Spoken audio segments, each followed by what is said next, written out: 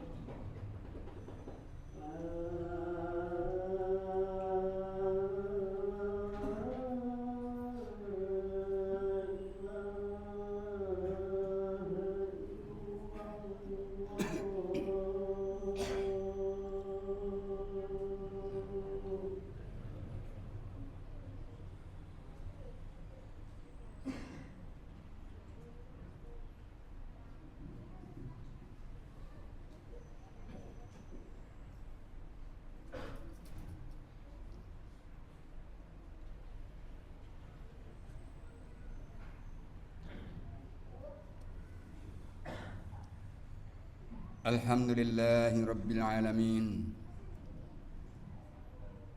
Alhamdulillahi hamdan katsiran kama amar.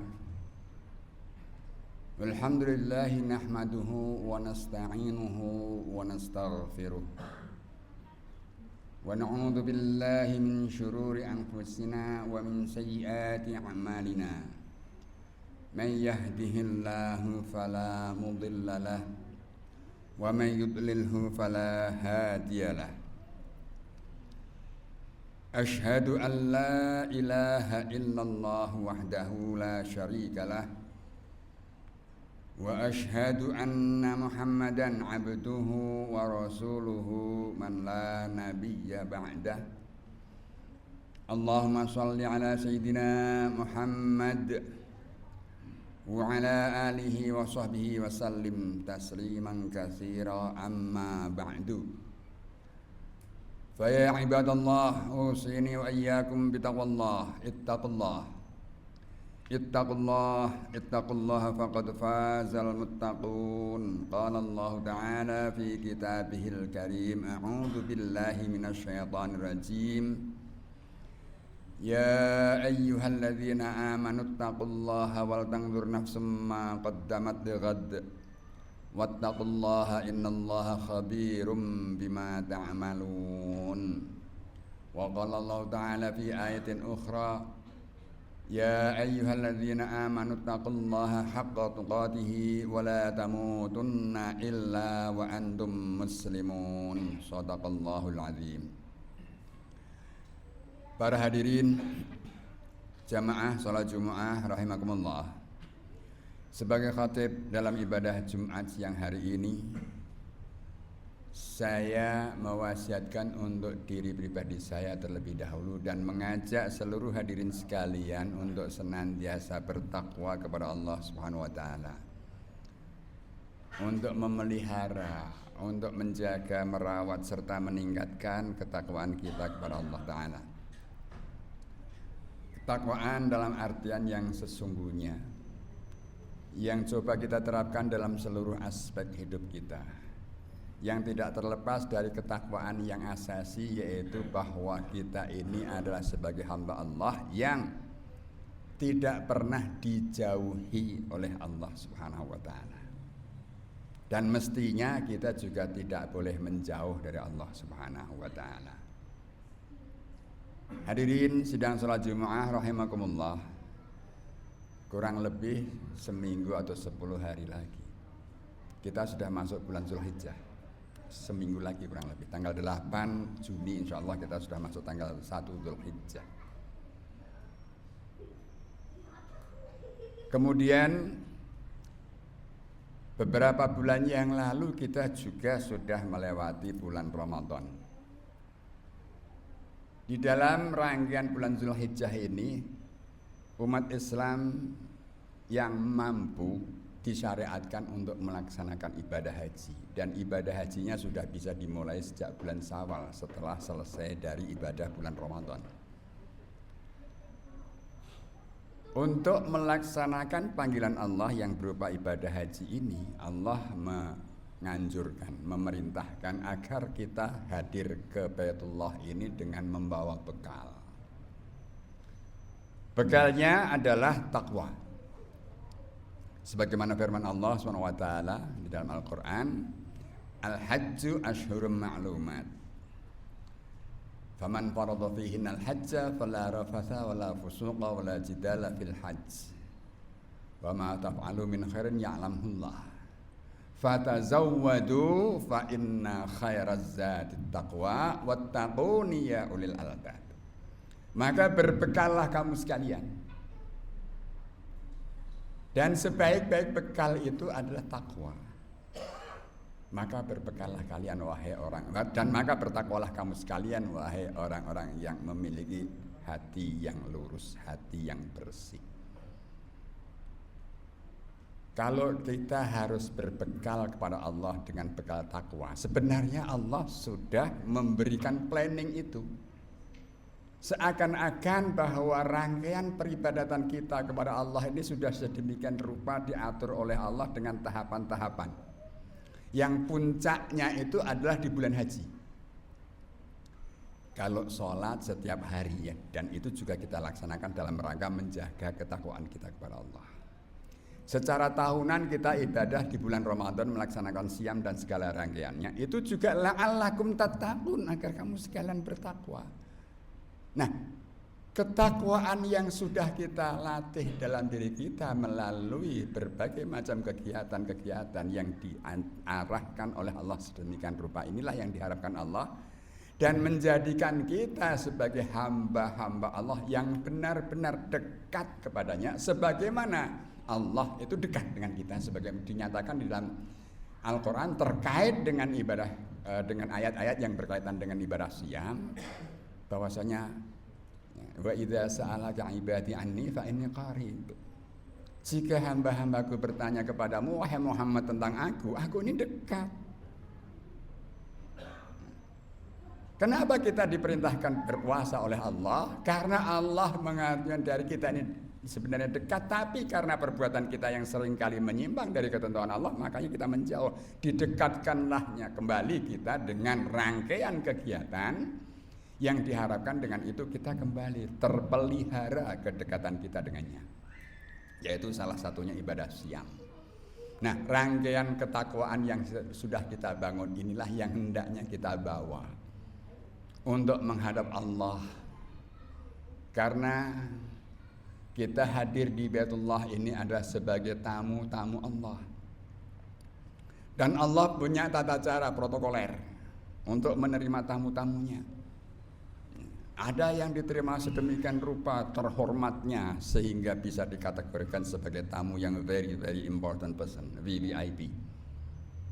Ada yang VIP biasa, ada yang tamu-tamu yang biasa, dan ada juga tamu-tamu yang bisa jadi mardud, tertolak. Walaupun sampai di sana tetapi mereka tertolak. Atau mungkin kalau dalam bahasa kita sehari-hari, dalam bahasa guyonan itu ada tamu yang ditempatkan di tempat misbar. Kalau gerimis bubar. Artinya yang sangat jauh dari pusat sohibul baitnya itu tidak terurus. Kenapa? Ya karena nggak membawa bekal yang cukup.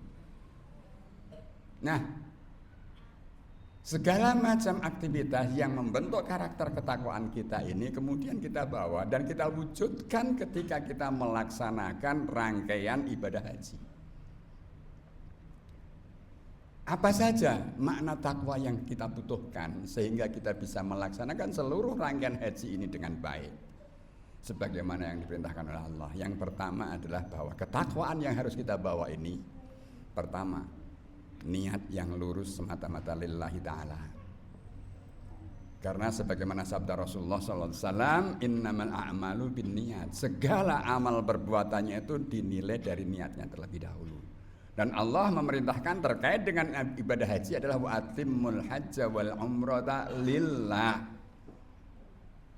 Sempurnakanlah segala rangkaian haji dan umrah semata-mata hanya untuk Allah saja.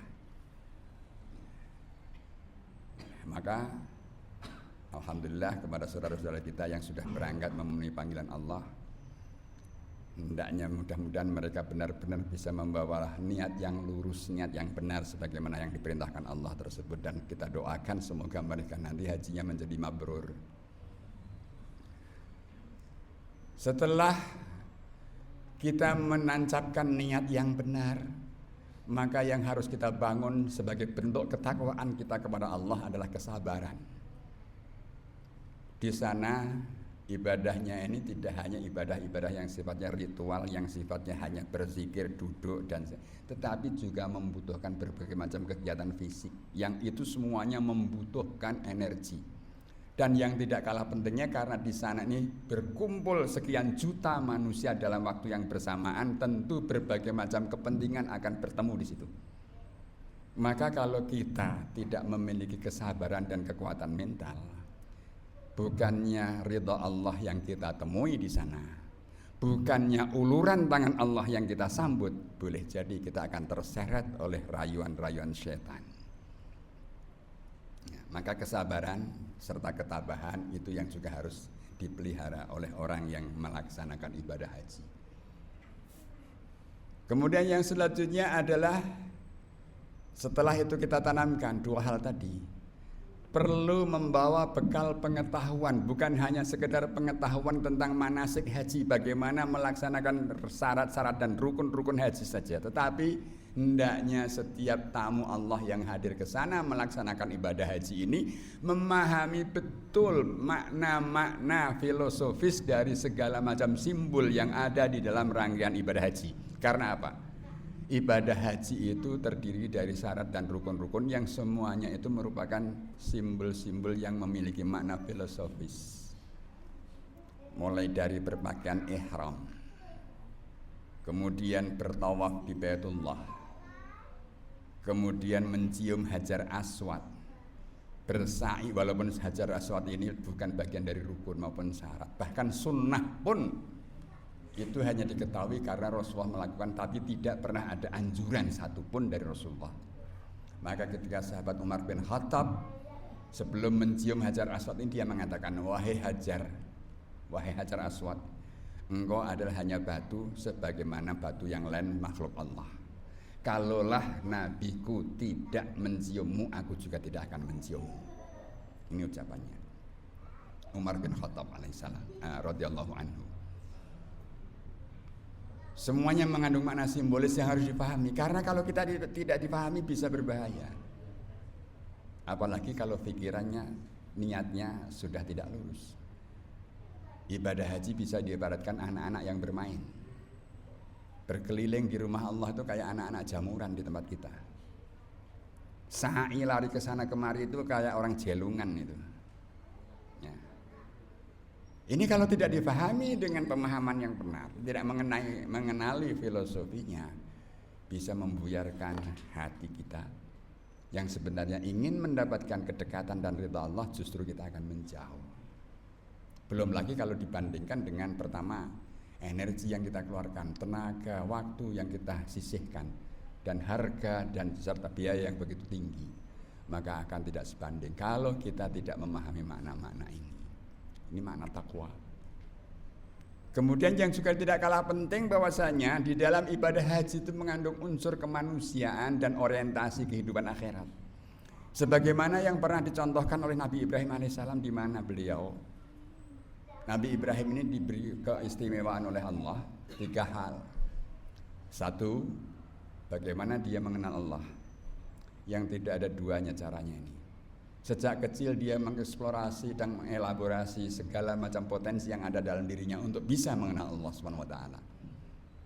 Yang akhirnya itu mendapatkan bimbingan oleh Allah sehingga ia dipilih oleh Allah menjadi salah seorang yang sangat dekat dengan Allah dengan sebutan Khalilullah. Ia juga mendapatkan perintah Allah yang tidak pernah diberikan kepada makhluk yang lain, manusia yang lain, yaitu disuruh menyembelih putranya. Seakan-akan ini agama Islam ini kejam, karena apa? Masa ayah suruh membunuh anaknya? Tetapi sebenarnya ini sebagai satu batu ujian. Dan ketika Ibrahim siap melaksanakan itu, sudah 99,9% ibaratnya perintah sudah dilaksanakan. Tinggal 1 detik saja atau sepersekian detik itu digerakkan pisaunya, maka leher Ismail akan putus. Tapi pada saat itu sebelum tergerak pisaunya, Allah sudah mewahyukan, tahanlah Ibrahim. Wahai Ibrahim, cukup sekian, kamu sudah melaksanakan perintah. Karena dalam hati sejak awal ia sudah membenarkan adanya perintah itu walaupun datang melalui mimpi. Maka firman Allah, "Ayya Ibrahim, laqad saddaqta ru'ya." Engkau telah menerima firmanku melalui mimpi itu, dan engkau benarkan, engkau terima, dan engkau laksanakan sampai tahap yang sedemikian rupa. Artinya apa? Kita di dalam kehidupan ini seringkali menyaksikan bahwa banyak sekali pihak-pihak tertentu itu memanfaatkan kemanusiaan manusia yang lain demi kepentingan dirinya. Dengan segala macam bentuknya, mengeksploitasi pihak-pihak lain demi kepentingan dirinya. Ya, kalau menurut bahasanya Pak Teguh Sunaryo itu para pemungut suara, para pengumpul sampah-sampah suara untuk kepentingan dirinya. Itu mengeksploitasi, dan itu sebenarnya bisa saja membunuh kepribadian dan membunuh masa depan orang-orang yang dieksploitasi. Maka agama Islam tidak merestui hal yang demikian. Itu yang dilambangkan seakan-akan ia diperintahkan membunuh, tetapi dihentikan oleh Allah karena memang harga nyawa manusia di dalam kehidupan itu sedemikian mahalnya, kecuali kalau memang itu untuk kepentingan Allah. Kalau untuk kepentingan Allah, karena Allah lah yang memiliki manusia, yang memiliki kehidupannya, yang memberikan kehidupannya, maka tidak ada yang mahal bagi Allah. Semuanya bisa diambil dan diserahkan kepada Allah Subhanahu wa ta'ala. Dan yang terakhir, ibadah haji ini juga harus berorientasi akhirat. Artinya apa? Ketika seseorang melaksanakan wukuf adalah kegiatan untuk berhenti mencoba menghentikan hawa nafsunya, menghentikan keinginan-keinginan dirinya untuk merenung sehingga ia mencapai satu tingkat pemahaman, dan itu dilakukan di Arafah, maka ia mencapai satu tingkat pemahaman akan jati dirinya, dari mana ia berasal, kenapa ia hadir di pentas kehidupan muka bumi ini, dan akhirnya ia harus pergi kemana. Dan tentu saja Allah yang Maha Kuasa memberitahukan kepada kita bahwasanya kita ini tidak lain adalah milik Allah, dihadirkan di sini oleh Allah untuk berkiprah dalam kehidupan ini atas perintah Allah, dengan segala aturan yang kita pakai adalah aturan yang diciptakan oleh Allah, dan nanti pada akhirnya kita akan menghadap kembali kepada Allah. Kalau sampai ini kita pahami secara seksama, maka orang yang beribadah haji, dia nanti akan menjadi manusia-manusia yang benar-benar menjaga dan terpelihara kedekatan dirinya dengan Allah, karena ia pertama mantap di dalam beriman. Yang kedua, ia akan sangat menghargai dan memuliakan kemanusiaan, sehingga dalam setiap aktivitasnya ia akan memberikan manfaat yang sebesar-besarnya bagi kebaikan pihak lainnya. Dan yang terakhir, semua itu dilakukan semata-mata untuk mencapai ridha Allah, agar ia mendapatkan keberuntungan di hari kemudian dalam kehidupannya di akhirat. Mudah-mudahan sedikit apa yang saya sampaikan ada hikmahnya untuk kita semuanya. Barakallahu li wa lakum bil Qur'anil azim wa nafa'ani wa iyyakum bima fihi minal ayati wa dzikril hakim. Aqulu qouli hadza wa astaghfirullah li wa lakum wa lisairil mu'minin fastaghfiruhu innahu huwal ghafurur rahim. Wa qur rabbighfir warham wa anta khairur rahimin.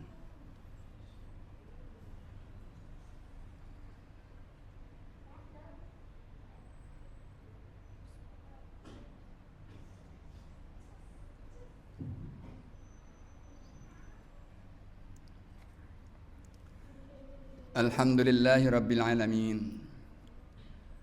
Alhamdulillahilladzi arsala rasulahu bil huda wa dinil haqqi liyudhhirahu 'alad din kullih wa kafa billahi syahida.